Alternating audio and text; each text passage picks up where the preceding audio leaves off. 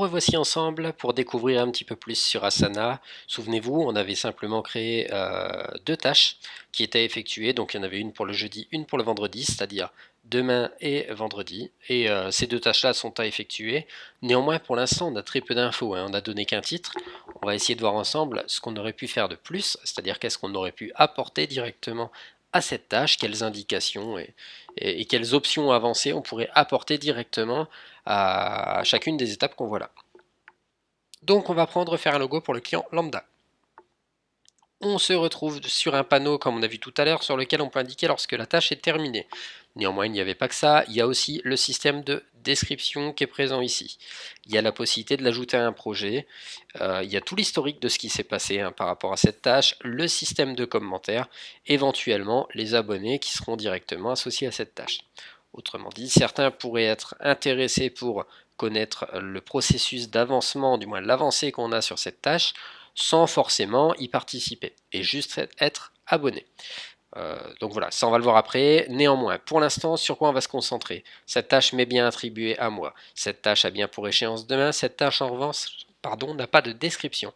Donc cette tâche doit prendre en compte les informations commerciales de notre client lambda.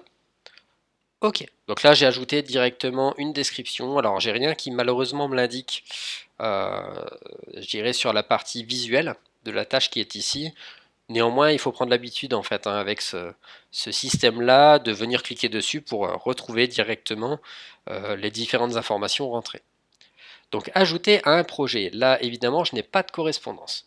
Pourquoi? Parce que pour l'instant, je n'ai pas créé de projet à proprement dit à l'intérieur d'Asana.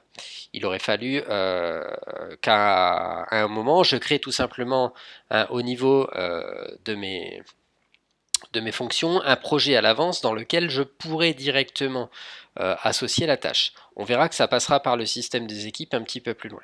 Donc pour l'instant, on va le mettre de côté. On a beau chercher, il n'y a pas projet nulle part, c'est normal, je vous rassure.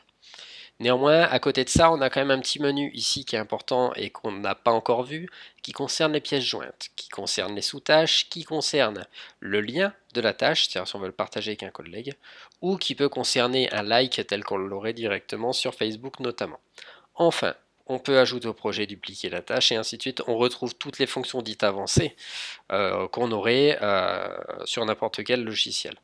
Le plein écran également, mais ça ne nous intéresse pas pour l'instant. Ok, donc vous avez remarqué, on peut refermer le détail ou le réafficher. Donc la pièce jointe, on va faire comme tout à l'heure, on va aller la chercher directement dans l'ordinateur et on va prendre la pièce jointe qui se situe ici. Ok, on va se rendre compte que la pièce jointe est donc visible à cet endroit, consultable à cet endroit, et surtout, dans le fil d'actualité qui se situe en dessous, je me retrouve avec l'indication qui dit que Anthony a bien joint à l'instant la pièce jointe. Donc à l'instant va changer évidemment pour le laps de temps qui s'affichera au fur et à mesure. Ok, donc sur ces parties-là, on peut aussi créer des sous-tâches, c'est-à-dire que tout comme tout à l'heure, on avait une checklist qui était intégrée sous notre Trello, et bien là on peut créer aussi des sous-tâches qui correspondent à faire un logo. Donc avant de faire le logo, évidemment, il y a dessiner au trait. Ensuite, on aurait le scanner, l'importer,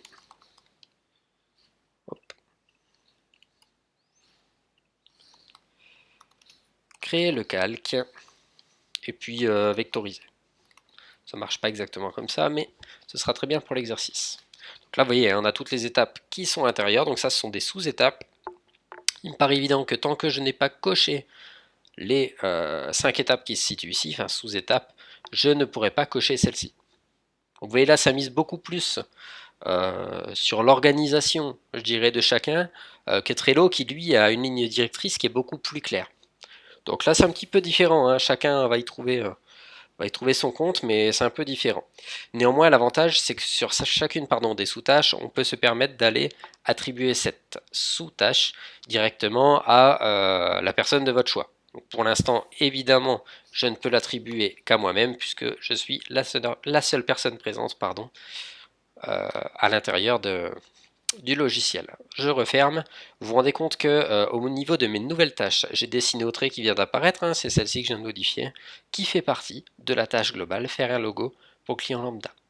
Donc si je reprends celui-ci et que je m'ajoute également à cet endroit sur Créer le calque, donc moi je m'occupe que de ces deux étapes-là, et bien dans ces cas-là, je les retrouve bien ici à l'intérieur de cette tâche principale.